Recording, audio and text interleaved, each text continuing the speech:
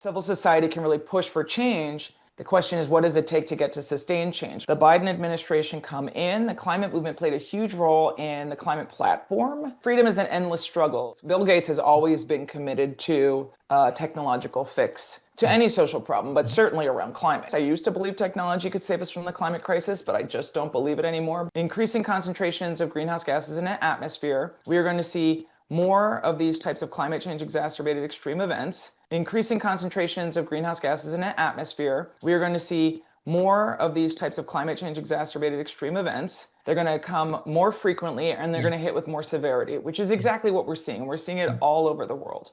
People, lives lost due to extreme heat and wildfire and drought and floods and other types of extreme storms. Can we save ourselves? The question for me isn't can we save ourselves? It's just how many of us can we save? The question is how many lives are going to be lost from this growing climate crisis, and what are we going to do about it?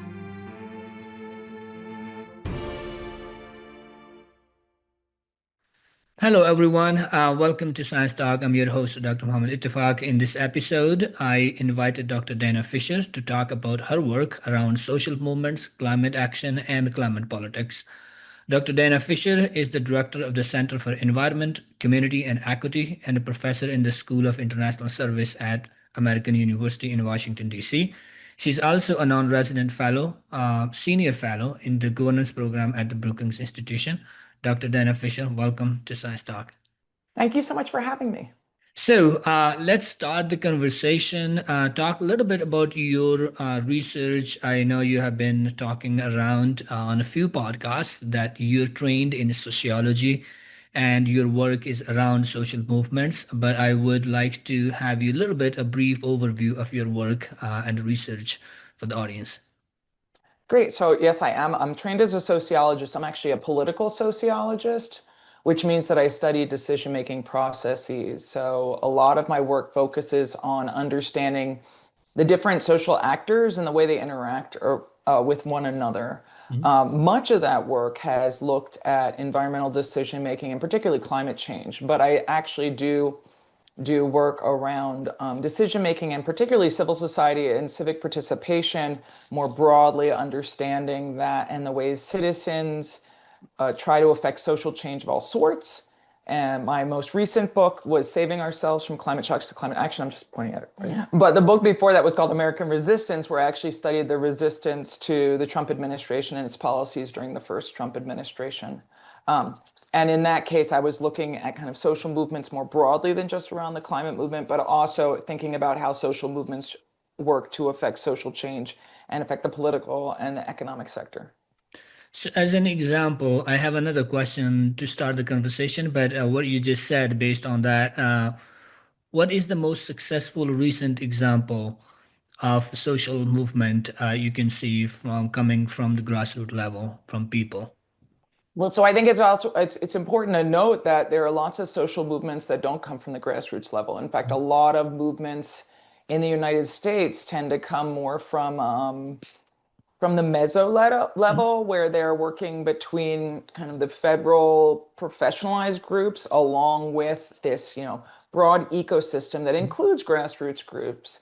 I mean, we saw some really interesting, we'll call them incremental successes recently. One of the examples that I would use would be after George Floyd was murdered in the summer of 2020.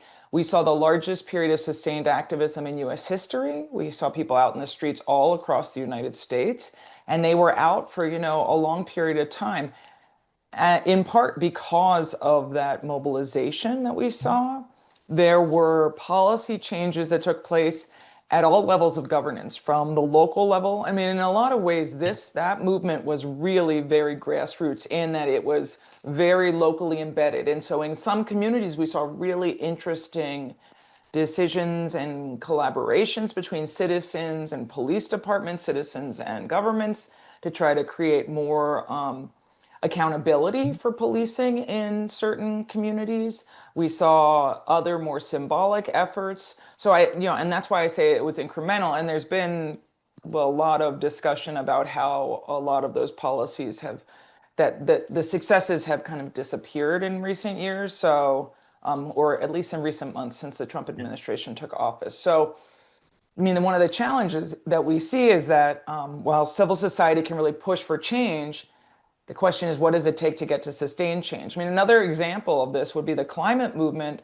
during the Biden administration. I mean, we saw the Biden administration come in. The climate movement played a huge role in the climate platform that Biden ran on in Yeah. 2020, as well as the policies that were some of the first policies that he undertook.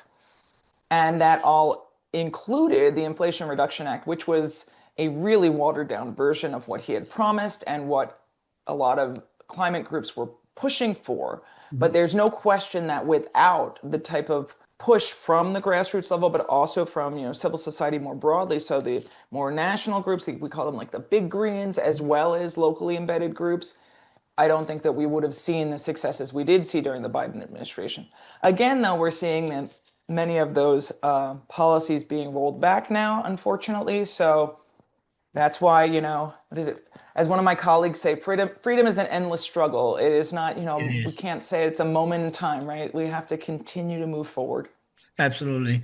Um, and I would like to add a little bit. I totally agree with George Floyd argument. I think that was a awakening moment for America to see like, hey, this is not okay in a broad daylight, putting a knee on somebody's neck, especially when it comes to race and policing in America.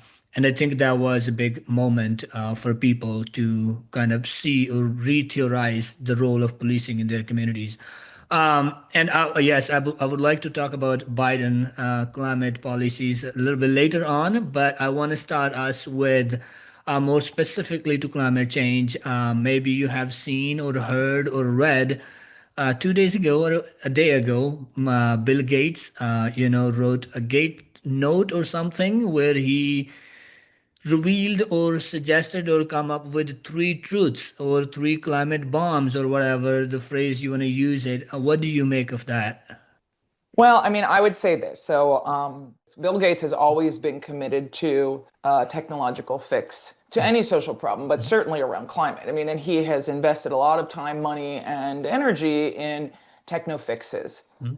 In a lot of ways, I read that note as being just a lot of the same, except for that in some ways, the way that he framed it Mhm. gives him the ability to uh, suggests that he's more aligned with the Trump administration than maybe he would have seemed a couple of months ago, even.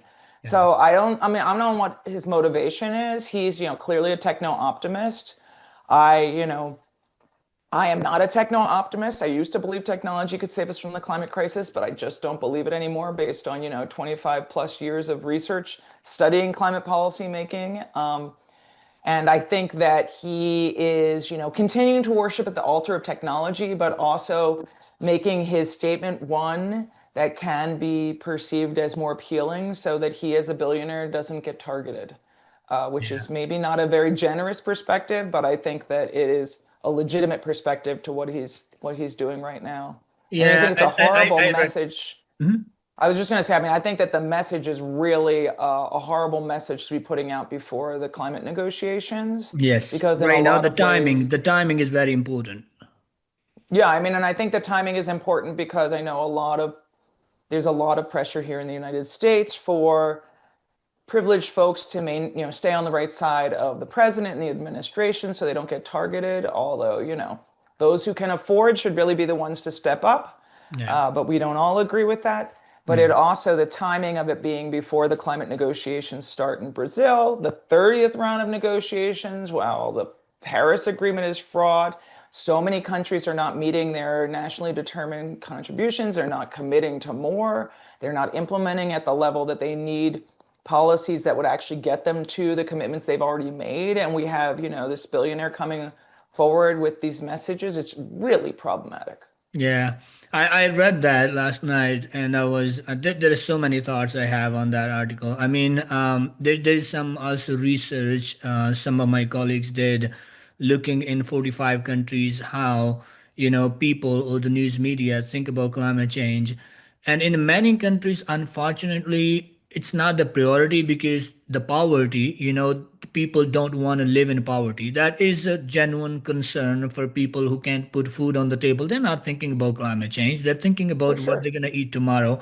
And that's a legitimate thing. But I was a little bit disappointed, I would say, use that word, that he has helped so many countries, in terms of health and pandemics and vaccines and all and that, but he did not make any connection between climate and health, like how the crisis is also health crisis or vice versa, or how those people are poor because of these communities are devastated every 2 3 years and they cannot go back to those communities, and the governments cannot spend billions of dollars in the south specifically, over even here in the US. And he was like, he did not mention fossil fuel, he did not mention about the connection between poverty and climate and health.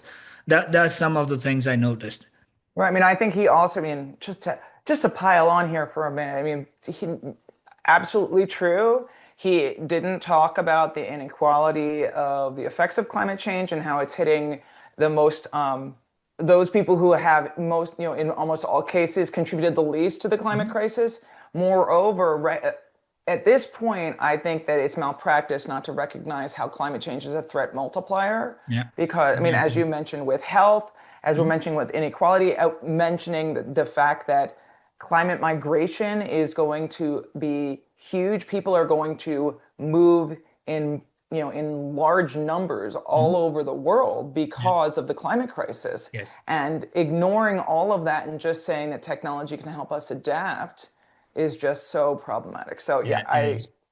yeah. Yeah, so let's talk a little bit about your book. I have read it and I looked at the questions you sent me. So just kind of talk a little bit about the saving ourselves from climate shocks to climate action. These are the two things I want to spend some time talking.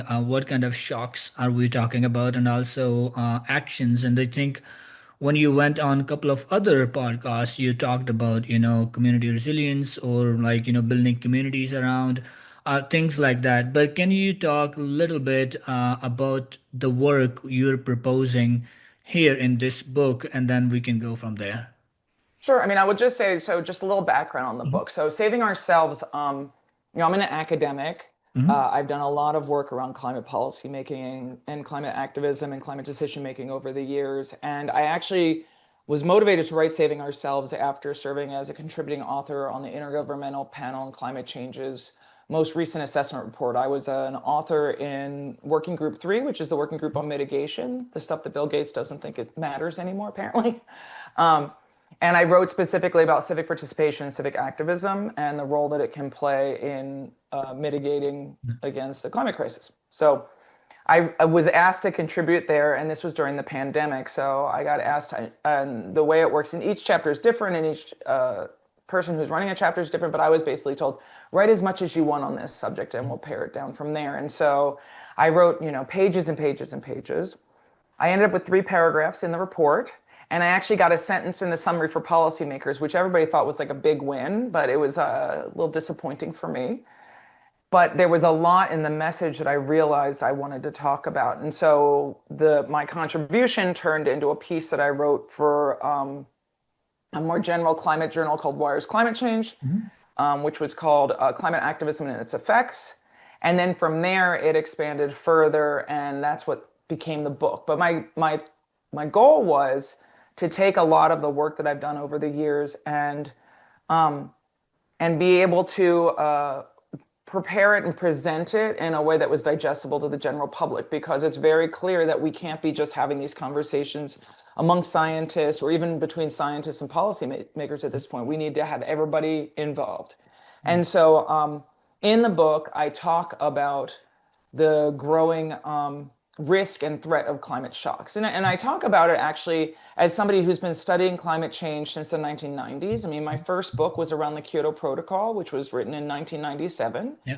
If it had actually worked, it would have put us on a completely different path, and the climate crisis that we're experiencing right now would not be the same as it is. But alas, it didn't work.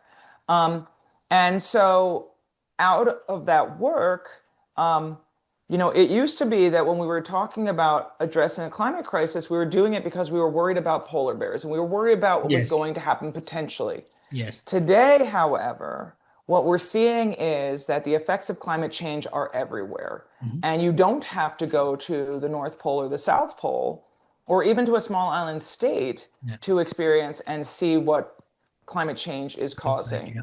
And in fact, the science, which, I'm a social scientist, but I work with the findings from my colleagues over in the natural sciences. But the natural science is very clear at this point. Climate shocks, which are climate change exacerbated extreme events in the forms of drought, extreme flooding, heat waves, all sorts of extreme Yeah. storms. I mean, we Mhm. just saw this storm that devastated Jamaica and I believe Yes. is in the process of devastating Cuba. Yeah.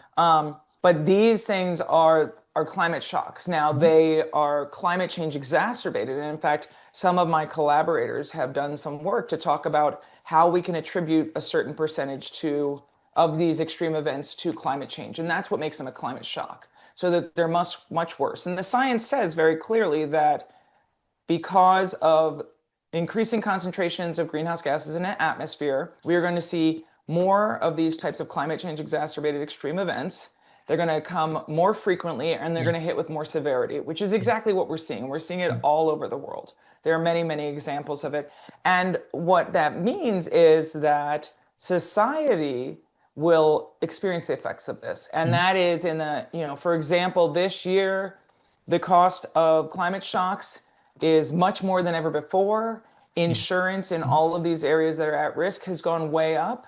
Mhm. People, lives lost due to extreme heat and wildfire and drought and floods and other types of extreme storms Mhm. is way up. In fact, there was just a study that came out like 2 days ago saying that the number of people who have died due to extreme heat has gone up substantially in the past 20 years, and it's due to climate change. Yeah. All of this is about climate shocks. And the problem is that until we start to take the climate crisis seriously, and when I mean taking it seriously, I mean we actually change our behaviors and start to mitigate against these effects, we need to be prepared and we need to be adapting, which is what, in a lot of ways, I think that what Bill Gates is talking about Mhm. here.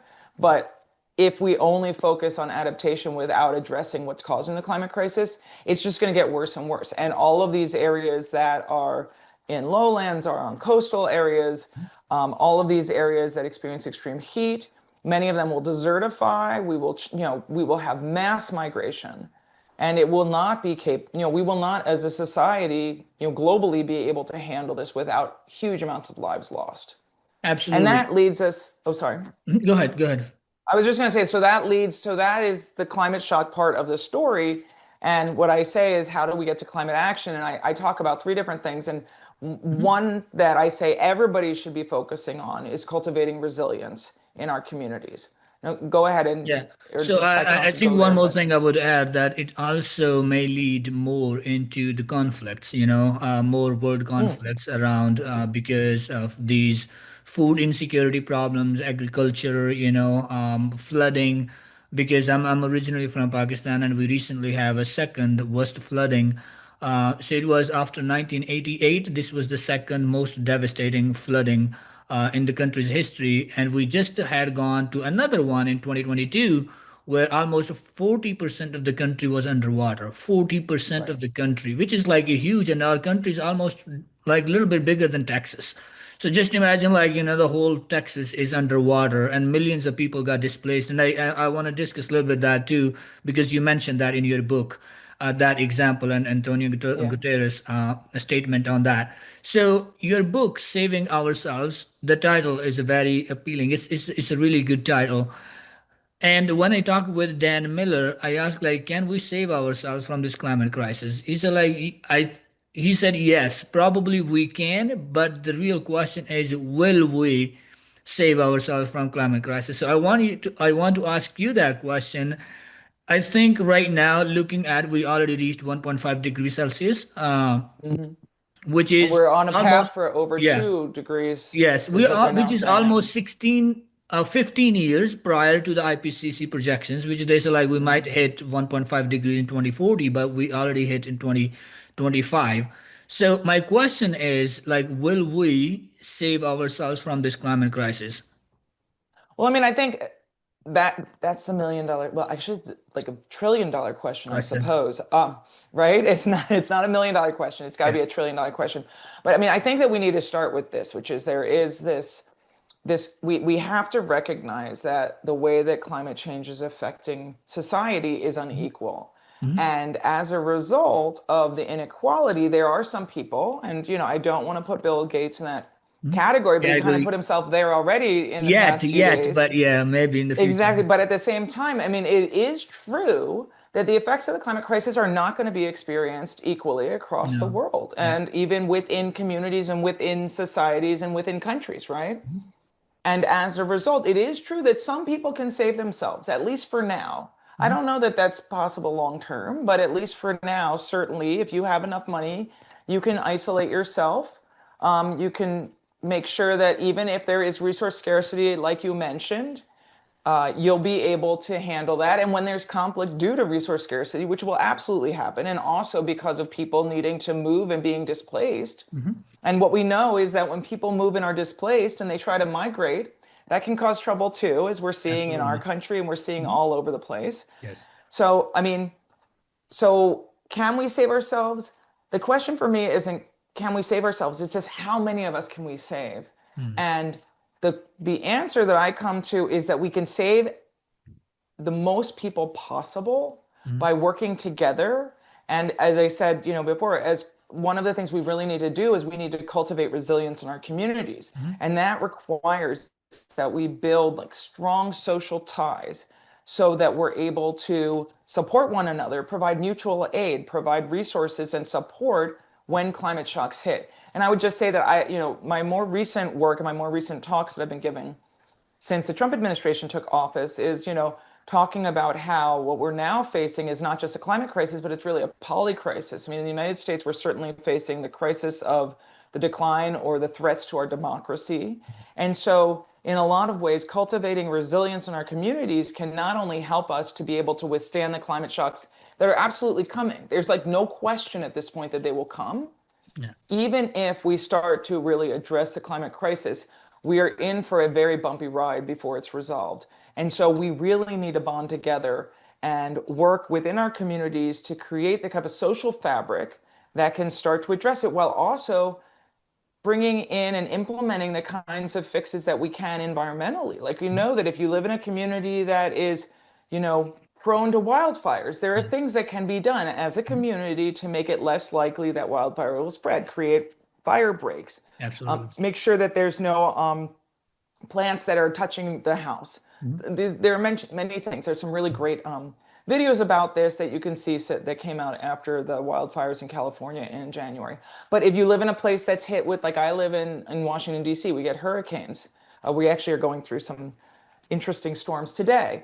Mhm. And in areas where, like where I live, what you need to do is be prepared for lots of flooding. So Mhm. we've had flooding. In fact, over the summer, we had some areas like right near my house, completely the roads just turned into, little rivers for a period of time. And so in those areas, we know that there are things you can do to help make your community more resilient in terms of the environment, in terms of trying to address um, making more permeable surfaces so that there's less flooding, so that we have, rain gardens, we Mhm. plant the right types of foliage that's out there so that we don't have, we have more ability for the plants and the trees to absorb. We have a lot of rain gardens and bioswales now where I live. And the point being that that's not enough. We also need to protect our communities, right? Yeah. So some people are going to be more at risk. We know that places that experience extreme heat and more places experience extreme heat, they are the most vulnerable in our societies. Many times, older people, people who have less mobility, are going to Yes. have problems Or getting some sort themselves of someplace. disability, or some sort of Right. disability. Yes.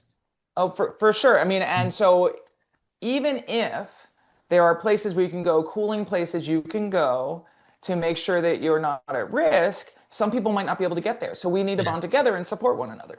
And these are the kinds of things that cultivating resilience can do. And we can do it right now in our communities. Mm. And it doesn't take the government telling us to do it. In fact, the government really plays no role in this. I mean, they Mm. can support it. I mean, we're not necessarily seeing that right Yeah. now, but we don't need the government for this. This Mm. is about building real community, and it actually makes everything better. And it makes us more democratic too. Yeah, so couple of follow-up questions on that. I just saw like on Blue Sky or Twitter, I think Michael Mann was criticizing that, oh, everybody's paying attention to Bill Gates or some other. There was another report the other day about vaccine and autism, all BS crap out there. And then there is another report which I think Michael is part of, that like we are kind of almost reaching the tipping points in so many different levels, so many different places, and mainstream media is not talking about it, right? So on the one hand, I 100% agree. I don't think we should downplay the importance of local movements or community partnerships, or the communities are doing more work without the involvement of government. But when it comes like a one billionaire comes in, change the whole policy, and that is going to change everything. And you mentioned a couple of times Inflation Reduction Act from Biden administration, that how it was promised and how it did not, deliver those promises, and that is going to do more harm than maybe the one entire community. That community might be saved from any calamity for the time being, or now or forever, but we're looking at the bigger scale, right, and look at the US, look at global picture.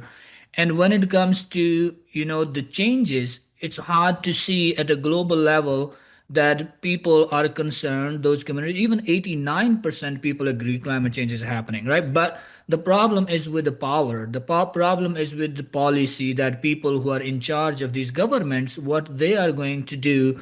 And have we lost hope in that leadership? Or like, why do you believe in that community resilience work more than think maybe one policy could change everything? And like kind of not talking more about the power and the governments and what they can do. I'm just kind of thinking about that argument.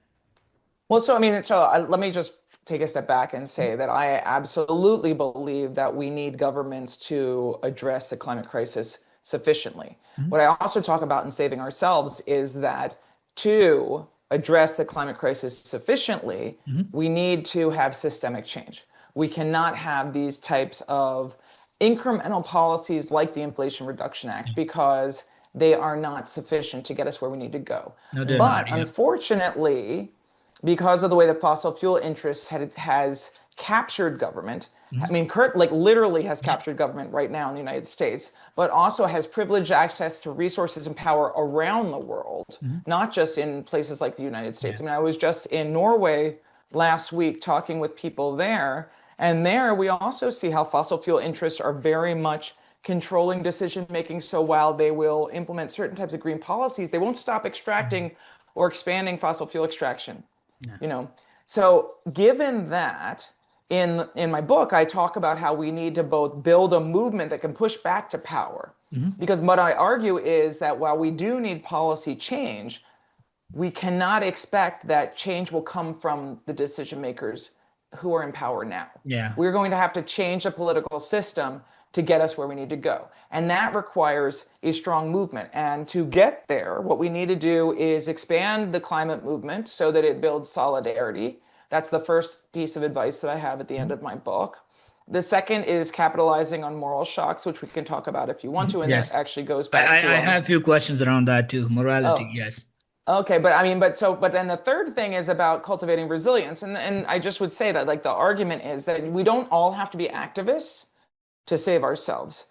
We don't all have to get arrested. We all do need to do something, and we all need to build and cultivate resilience in our communities, Mhm. because whether or not you want to change policy, which is needed, we're going to have to be there to support one another, or else we're all going Mhm. to, the climate crisis will hit us all, Yeah. although not equally. Mhm.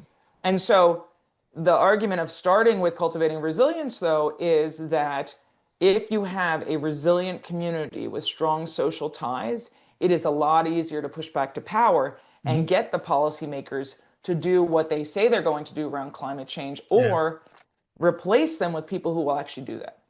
So So that's why, yeah, I the asked that resilience is question necessary. to Jeff Goodell last week. I'm gonna ask you too.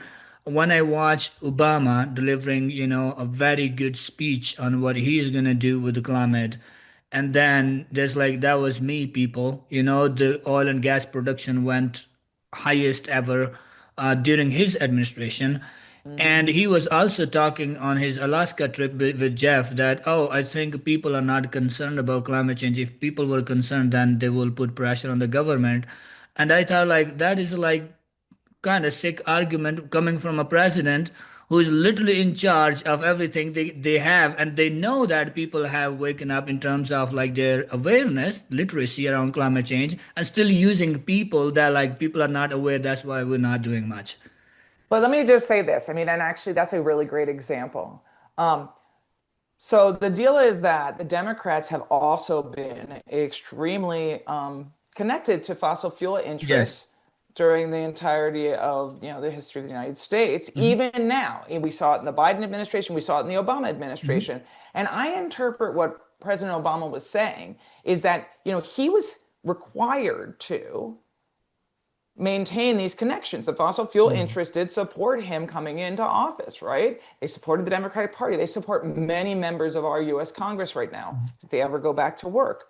Um, and the thing that he was saying is that he would, Hopefully they will do. Yes, well, that's literally the only job they have, and they're I know, jobless and right they're now. important. And in contrast to other people, they are actually still getting paid. Other people in the US government are not, but they are still getting paid, but they are not doing that Mhm. work. At least, the Republicans certainly are not. But Mhm. anyway, but my point is just to say that my interpretation of that was that Obama recognized Yes. the role that fossil fuel interests were playing. And he recognized also that the only way to get the Democratic Party, of which he was he was an important cog, but in a very large machine that was Mhm. beholden to fossil fuel interests, he Yeah. knew that without our putting pressure on the system and requiring fossil fuel interests to be phased out, he never could do it. I mean, and we Yeah. saw that with Biden. I mean, during Biden's period in office, we Mhm. had more commitments politically to climate than ever before. But we also had the largest oil and natural gas extraction we'd ever seen in the United States. The US became the number one exporter of both of those resources Yeah. in the world. Yeah. And, I and mean, and we and this also was just under the saw climate like, president. yeah, we just saw the report that 2024 was the record hit high coal production globally. Mm-hmm. So just let go back to the book on climate shock, and I pulled out that example you put in your book about Pakistan. And that is definitely, I think, a big shock, a climate shock for Pakistan, that we lost almost $40 billion of worth of your infrastructure and crops and everything. And that was livelihood of hundreds of, thousands of families. And it's a big country. Now, my problem is that Pakistan does not contribute to GHG emissions at all, less than 1%, but it's the number one most impacted country, right? Right. What kind of action do those countries need to take when they're not responsible for climate change, but they are bearing the brunt of climate change? They are seeing every 2, 3 years devastation. And then they come to these, COPs or these UN General Assembly meetings, and throw some words and say things, and then take those promises and go back home, and nothing improves there, and the global community just shake hands, take pictures, go home. What? Because like, And they yes, don't even maybe the follow through you on their financial commitments. I mean, right. just Yeah, remember, I mean, exactly. it's So like important. They those don't even climate. follow through on their financial commitments. Hmm. Exactly. So they promised almost like $9 billion to Pakistan. Literally nothing came through, nothing Right. over the last 3 years. So what those countries need to do, what kind of action they have their aha moment, I would say, like what Jeff Hmm. said, they awaken. They say like, yeah, this is a crisis we can't ignore. We will be, vanished. So what they need to do when it comes to action in terms of climate. So, I mean, I think that's a really great question. So, my book specifically talks about people in the what we call them the Annex One countries is what we called it back during like the early days of the UN, the climate regime. Mhm. But it's basically the countries that are contributing the most to the climate crisis. So, Yes. and we'll put that aside and just say the other countries, Mhm. countries that developing countries, countries that have not contributed the most, Mhm. the process and the ways that they can help to save themselves is really different from those countries that have done the contributing, right? The Yes. countries that have done the contributing need to stop. They Yes. need to get off fossil fuels and they need to make the systemic changes to transition away to a Mhm. clean energy future, which actually now, I mean, it used to be that we'd be like, and it'll cost a little more. It Mhm. doesn't even cost more right now. It's just that fossil fuel interests have a stranglehold on their Mhm. decision makers. Yeah. But the other thing they need to do is the Annex 1 countries need to stop exporting fossil fuels and trying to create addiction to fossil fuels in developing countries, which is Yes. something that we've seen and is Oh, yes, continuing. absolutely. Pakistan Yeah. always import dirty energy sources from Qatar or Yeah. China. Yes. Yeah, I mean, and what I would say for countries, developing countries that are not fossil fuel extractors and are not contributing substantially to the climate crisis, I think they should do two things. One is figure out a way to create a grid that is based entirely on clean energy, Mhm. so it is no longer beholden to these fossil fuel interests Mhm. that have like this pernicious capacity to try to capture decision making. Mhm. And the second thing they need to do is they need to put pressure on people in the developed countries that are doing the extracting Mhm. to get them to change their policies. Yeah. And what I mean, and there I have colleagues in the academic world who talk about this as like a boomerang effect to put pressure on other countries. But there's another way of thinking about it. I mean, we've had all these conversations and hear all of this talk about how Russia has tried to manipulate decision making in the United States or Yes. China has tried to do that, right? Yes. So, I mean, that's outside of my area of expertise, but I have read about it. Why do we not see like why isn't Pakistan and other countries should be coming in and trying to affect decision making by mobilizing and supporting people to push against those who are causing the climate crisis? I Yeah, mean, and absolutely that could happen. I mean, I'm sure that would make a lot of people very unhappy that I say it, absolutely. And that's but exactly the point. Yeah, because in 2014 or 2011, when Philippines was hit the hardest, and their ambassador tried to, his speech went viral because he cried during the event because his brother was missing, and it was very personal for him. But they, after that, they actually, he had to resign. His own country forced him to resign because they thought he's making Western countries unhappy. Talking like, that was a spiral of silence moment for them, like, you know what, nobody is going to stand with us, so maybe if we make them unhappy, it's going to ruin our relationship with that particular country. so I mean, yeah, that exactly is the way that the whole process has worked historically. It's 11 years later. The Yeah. climate crisis is upon us. So many people are experiencing the effects of it firsthand, both in the developed and the developing worlds. Mhm. And it is time for people to get unhappy Yeah, because absolutely. if we don't make people unhappy right now about their decisions and force systemic changes to get us off of fossil fuels, we are basically going to be experiencing unhappiness at a global level. Absolutely. And and there's no other option around it. I mean, the question is no longer will we experience climate change? Mhm. The And, question is and how many lives are going to be lost from this growing climate crisis, and what are we going to do about it? yeah, And I think it's on us, because not because we can't have the political change needed, but because of exactly what Barack Obama said. It's on us because the decision makers are not going to make the changes that are no. needed without them being pressured and forced to. So, And that's our yeah, job. absolutely agree. And I think it's just not we need to make people unhappy about climate, but there are many other things we need to make these powerful people unhappy. But I'm not going to talk about that. I'm not super comfortable talking, openly about Fair politics enough. these days. Fair Honestly, enough. yeah. So, and I mean, that's what they want, but I mean, what other options do we have at this moment? We try to, talk between lines. So the idea of anthro shift, you theorize that idea that the grand awakening and people would, kind of wake up. But as you're already saying, that people are going to see the effects of climate change with a different severity, right? They're not going to say at the same time, at the same level. It's going to be different. But isn't that itself challenge the idea that it's tough to have, or it's difficult, or maybe impossible to have aha moment as a collective?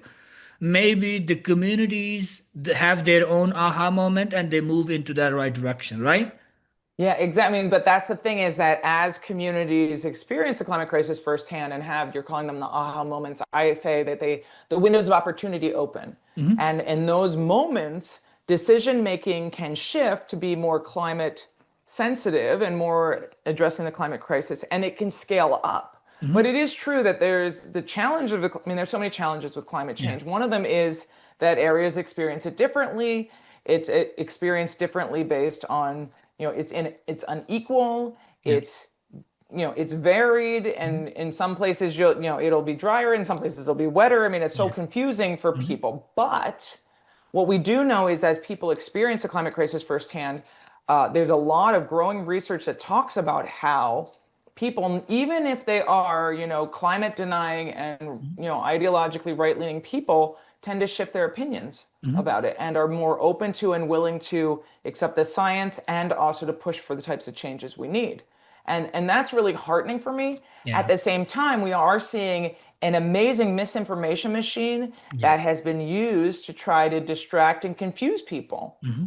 And it's not being helped by the media environment, which you mentioned earlier, because the media environment is making it much less likely that we'll see the kind of media coverage we need Hmm. about what is causing the climate crisis and why it's getting worse. Yeah, and I think part of the reasons because these NGOs are not going to give advertisement is all coming from fossil fuel industry. So the alliance between these two, it makes sense, when you Well, think I mean, broadly.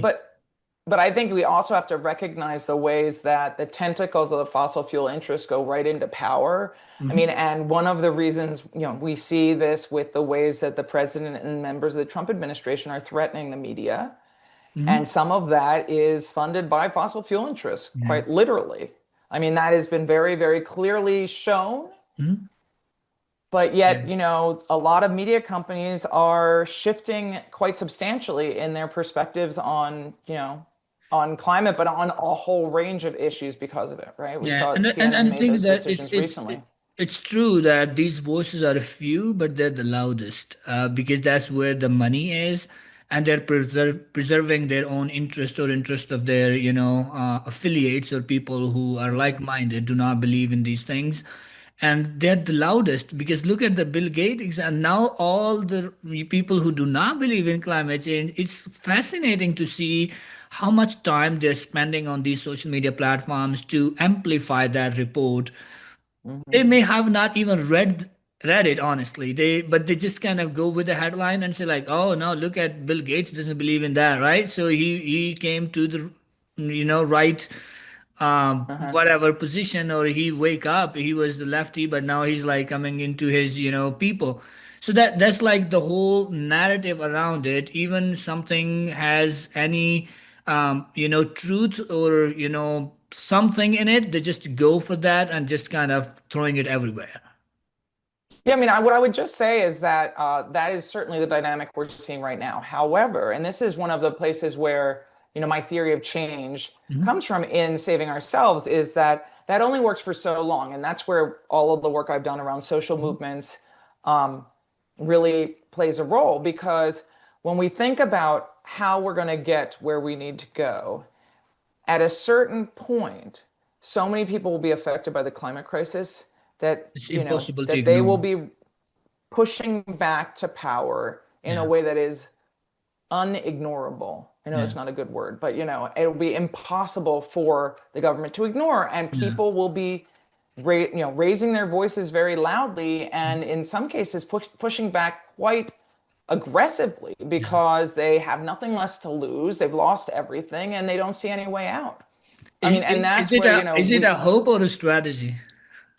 well, I mean, it's not a hope as much as it's based on all the research on Mhm. previous social movements where we know what happens when people feel like they get cut out of the institutional political channels and they try to figure out ways to affect changes because they're suffering. Mhm. We know that during those periods of time, social movements become more confrontational. Yeah. And They I do. mean, for example, right now, I mean, as more and more people lose jobs, as more and more people lose livelihoods, Mhm. what do we think is going to happen? Like the idea that they're just gonna, be like, oh, I'll just sit around. I have Yeah. no way to feed my family. I have Mhm. no way to make money. I'll just sit around and watch Netflix. Like that's not what's Yeah. going to happen. No, What's going to they happen don't have money to pay for the subscription, but yes, absolutely. exactly. But basically, I mean, we know that there is a power in powerlessness Hmm. in that people tend to push back more aggressively, and Yeah. that is exactly what's needed. And so And that's I all think it's for about this idea of, understandable reasons because these young people, their future is on the line. for And on the sure. other hand, when they protest, when they go participate in these social movements, they get arrested or profiled or do something. So they are like kind of it's like a doubled risk. On one Mhm. way, you don't see your secure and safe and healthy future. On the other hand, you're also being targeted because of speaking out, and they're gonna left with no option other than Exactly. resisting, other than kind of doing these things because there is no other way do things. And that, I mean, that's where my optimism comes from. I mean, it's not, that's why I'm an apocalyptic optimist, Mhm. right? Because I feel like I recognize how severe the climate crisis is, Mhm. and I understand the process through which we're going to see the masses mobilize. But it's going to be because of despair. It's going to be because of there being no other options, right? Yeah. And it's true. And people say, well, what about the repression? And it's absolutely true. People who are protesting peacefully are being increasingly repressed in the United Yeah. States and around the world. Around the world, yes. But the research shows and history shows us that in those periods of time, people don't actually stop pushing back to power. In Mhm. fact, they get more aggressive because if they have less to lose, if they know they're going to be jailed, if they know that there's no other option for them, Mhm. people will stand up to power. Yeah. I mean, during the period of the civil rights movement, Martin Luther King Jr. said, we want to fill the jails. That's our job. I mean, and when they did fill the jails, he did an interview where people said, aren't you upset about how many people were imprisoned during your peaceful protests? And he said, I am so hopeful about it because sometimes you need to fill the jails. Yeah. And the same messages came during the United Farm Workers strike before that, where they filled the jails. So, I mean, I'm not saying that people should be getting arrested, but I think that people are going to push back. Mhm. People are going to do it whether or not there are real risks to it. And in fact, they'll probably do it because the risks get higher. Yeah, absolutely. Absolutely. I mean, it's sad that they have to do this, like in order to make governments to do what is good What for they the should be community. doing anyway, They right? should be doing anyway. That's Hmm. why they get elected based on these. But it's unfortunate that people are learning their lessons in a hard way. They learned the lesson that, oh, like climate change is real once their community was gone. And Hmm. then, they start protesting and asking about it, and then they are hit again with repression and, their freedom. And then we claim that this is, the beacon of freedom this country all about. But then, the conversation can go in a different direction. But I'm going to talk a little bit more about the book. And you mentioned you gave C. Both of us are professors. We like to grade people in A, B, C, D, E, F. But Hmm. you gave Biden administration as a C when it comes to their climate agenda. Why did you do that? Based on what? I just want to understand a little bit on that. So I gave the Biden administration a C because they continued to expand fossil fuel infrastructure and basically expand fossil fuel extraction in the United Mhm. States. So they got, it was like a balance. They were the middle, which Mhm. is what a C is. A C is a middle. So they were sufficient in that they created all these policies to help to incentivize people to transition to clean energy, right? And Mhm. through the Inflation Reduction Act, there were all these initiatives. They were also helping communities of color and frontline communities. They were also helping to build out more renewable energy, although the Trump administration has killed much of that. Mhm. But at the same time that they were doing that, we were extracting more fossil fuels than we ever had before. Yeah. So they get a C because you cannot stop the climate crisis by just expanding clean energy. Mhm. And actually, if you looked at estimations from the Energy Information Administration, what we saw was that we basically continued to consume more energy. And now there's all this discussion about how that's due to AI and data centers. so that we actually still only had this small percentage of clean energy creating the electricity in our country because demand went up. Yeah. So the deal is to really address the climate crisis, we need to shift entirely to renewable energy, and we need demand to go down. Yeah. And I think they played both sides. It's some kind of thing. They wanted to make people happy. They wanted to make fossil fuel industry happy, and that Right? didn't They work. yeah, Yeah, the same and thing. that's The why they get one, a C, right? yeah. You And can't I get a mean, better grade exactly. with that. Yeah, no, I would not. I would not. I would fail. I would give an F, honestly. And maybe I'm a little bit strict professor, but they tried to do the same with, Israel Palestine conflict, tried to do both Oh yeah. sides, which caused them election, and the same with, this climate crisis. On one Well, I hand, mean, go ahead. oh, I was just going to say, I mean, and one of the things that I found really disheartening with the Harris campaign was the Mhm. fact that candidate Harris refused to talk about banning fracking, Mhm. refused to talk about limiting fossil fuel expansion. Yeah. And I have to say that the young people who, many of whom had been, severely treated after doing encampments on campuses Mhm. because of the conflict in Gaza, Mhm. and also had pushed very hard and helped and supported Biden to win the election in 2020. I think they felt really, well, not cheated, but they felt Betrayed. Yeah. betrayed. Yeah, Betrayed. absolutely. And so, and I kept saying, and I remembered being on a number of like conversations Mhm. where I said, what Harris needs to do is she needs to take a strong stand against fracking. And Mhm. everybody told me that I didn't understand politics, even though, I have been studying politics for many years now. I mean, and we know that this kind of both-siderism or incrementalism does not work. It just empowers fossil fuel interests. And looky here, they're really empowered now. So Yeah. that means that the only way to get through this is to push back to power. And we're going to have to start it because we can't wait for somebody else to save us. Yeah. Certainly not the state right now. And businesses are all just bending the knee. So So that's where what we is are. the so I think one of the things I remember that little bit discussion in the book on divestment from fossil fuel industry for even academic institutions, right? These hospitals, these research institutions, there are many which are funded by, or like still using that. What are some of the potential avenues there to, if we divest from fossil fuel, these institutions and companies that would lead a little bit more action, impactful action, in these Well, fossil fuel companies?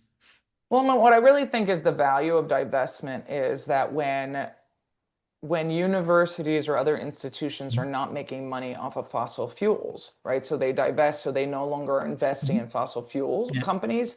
That means that they no longer are supporting fossil fuel expansion, which is a good thing, right? Mhm. Yeah. But in addition to that, then they can push for a transition to clean energy without feeling worried that the people they're investing in are going to come after them.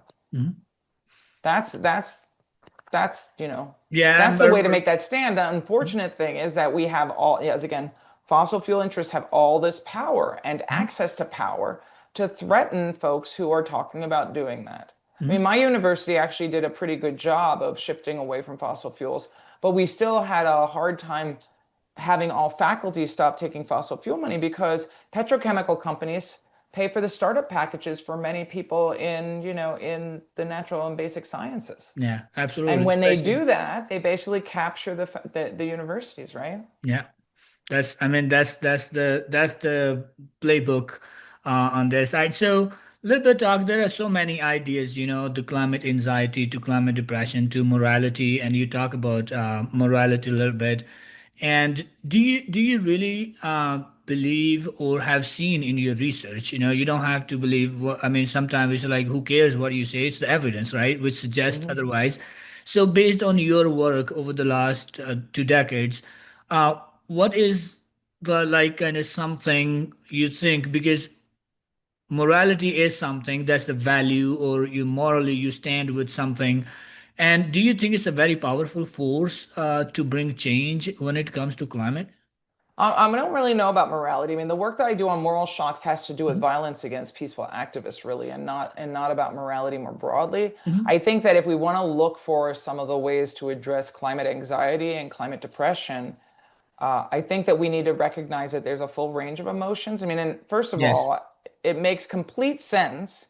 that sometimes we're all going to feel anxious given the Yeah, climate crisis, absolutely, given the absolutely. poly crisis we're living through. Yeah. And I think we need to recognize it Mhm. and be, acknowledge it and be Yes. comfortable in realizing that that's going to happen sometimes. Yeah, and But normalize it. Yes, that's not something, out of nowhere, but that's understandable. exactly. Yeah. But one of the things that my research shows, and actually there's a historical precedent for it in research on social change, Mhm. is that one of the emotions that is the most effective Mhm. at mobilizing people to get involved in social movements and push back to power is anger. We've Mhm. got a lot of reasons to be angry right now. Yeah. And so and a lot of people are told, no. Anger is a useless emotion. Yeah. I say to you, no, that's not true. Anger is actually an extremely valuable emotion. Mhm. Many of us have it. I mean, we have lots of reason to be angry about the climate crisis. And by being angry about it, it actually is a very empowering emotion. Mhm. So that many people, we've been spending a lot of time out in the streets during the protests in the past few months because there have been so many protests, and I also study protests. Mhm. And one of the emotions that we see consistently as helping people get out in the streets to Yeah. feel like they can do something is Mhm. anger. We Yeah. should all be channeling our anger. Use it to connect with people in your community. Use it to think about how to push for candidates who are running for local office Mhm. all the way up to national office to Yeah. commit not to taking fossil fuel money. Because when people don't take fossil fuel money and get elected to office, they actually follow through on their climate commitments. Mhm. But those who take fossil fuel money, they go back on their fossil fuel commit, or they go back on their Exactly. climate commitments once they're Yeah. in office. It's well documented in the research, and we should all be aware of this Yeah. and not naive enough to believe, oh, they told me they weren't, they were going to do something Yeah. about climate change, even if they take all that money. It doesn't work that Yeah, way. and So we also need I to think make them. another thing it does, it brings more attention. It get more Mhm. media attention, and more people start talking about it once it gets out. One spray painting, put some coloring or spray on a painting, that's gonna receive 10 times more media coverage than two people sitting outside peacefully somewhere. And Mhm. that's another part of it, which is a good thing. But I mean, again, I think I fundamentally believe in those actions, absolutely, and I think that's necessary. And we can't be silent, and we shouldn't be silent when it's specifically on climate change. Because it's impacting people, and you don't have to go to see polar bears and other things. It's impacting us around and here all the time. You just have to look around how people are being devastated, in these communities in Florida, in Texas, in California, in Colorado, all different places in the US more specifically. So how long one my second last question is, how long have you been techno optimist, and what it took you not to be techno optimist and become a apocalyptic optimist? And do you think that is also going to change based on the evidence, maybe next 30 years, when once we hit maybe 3 degrees Celsius in 2050? That's what the modeling is showing. I hope Mhm. it won't happen. I hope these models will be wrong, but the But that's what scenarios which I we are know the seeing, models are it saying. looks like we're gonna hit 3 degrees Celsius by 2050. Right. Which is why we absolutely need systemic change as soon as possible. So I started out my career as a techno optimist. I mean, I worked within the theoretical perspective of ecological modernization, which is Mhm. all about thinking that if we work through the industrial process, we can get to a decoupling Mhm. of emissions and environmental bads with economic development. But I just don't believe it anymore. And I don't believe it anymore because research time and time again, I would study these policies that had so much promise and then watch them fail. And then I would explain why they failed. Mhm. And so the idea that we could continue to believe that technology can save us when it was never working, Mhm. even if the technology existed, it wasn't diffusing, it wasn't being implemented through policy mechanism, and as a result, it failed It over and did. over again. I've written Yeah. so many papers about policy failure. And so over time, I became an apocalyptic optimist. It just became clear to me Yeah. that the only way that things could possibly get better is if they get worse Mhm. first, and we become realistic about the path that we're on, so Mhm. that we are able to call climate change what it is Mhm. and recognize how it's affecting us and start to think about what we're really going to have to do to stop it. Mhm. Instead of this whole, oh, no, no, no, no, this, I mean, Bill Gates, I think, was it last year or 2 years ago? He was running around talking about carbon-free concrete. Yes. That's going to save the world, right? Yeah. So, I mean, I don't think, I think that I cannot see a world in which I will go back to being a techno optimist. I think Yeah. that I hopefully will get through the apocalyptic perspective and more into the optimism. Yeah. I do, as I say, I think at the end of my TED talk, some days it's really hard to be an apocalyptic Mhm. optimist because Yes, I, I things I continue. I heard that. Yes. Yeah, and things keep getting worse, Yeah. but there are these wonderful glimpses of hope that we can see that make me optimistic again. And it's much of it is embedded in communities that are starting to push back. Yeah, And it's a I lot do not, easier I to do see not, that. I do not believe, and I don't want to believe any tech bro saying about, fixing the world with the technology. Absolutely BS. I think they're just for their own interest. And we Mhm. don't want their AI to warm our toast or, when they're harming environment or climate more. Building one data center, gonna cost how much and how much electricity is gonna consume and how they are promising these billions of dollars to one person, who's Mhm. not gonna be here after 2028, hopefully. So thank you so much. But before I let you go, I just want to ask one more question. That is, I ask every one of my guests is, what is something we are not talking about climate change and we should be spending more time talking about it? Ooh, that's a new question for me. Let's see, what are we not talking about?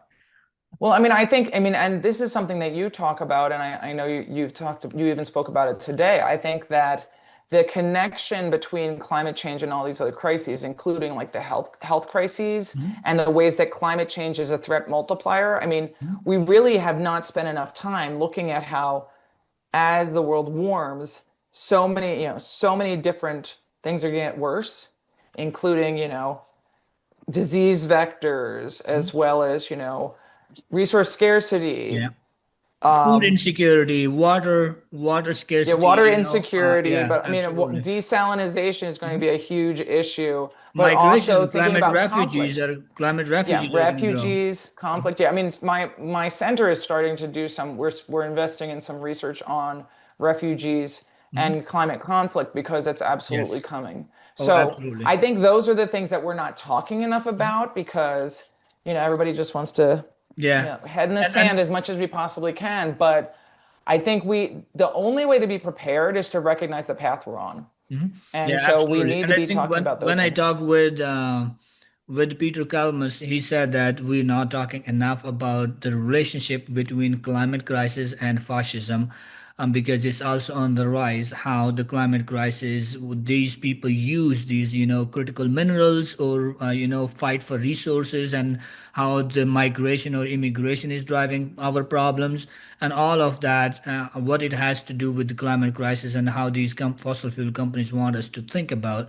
Maybe that's another avenue to explore more about on the rise of fascism and climate crisis. So, yeah, we Well, I have would think of that as limited. all part of the poly crisis, is the way I tend to think about it. Yeah, and I agree. I think it's time to take climate crisis as a threat multiplier. There's no other way to put it. So thank you so much again for your time. Appreciate that coming on Science Talk.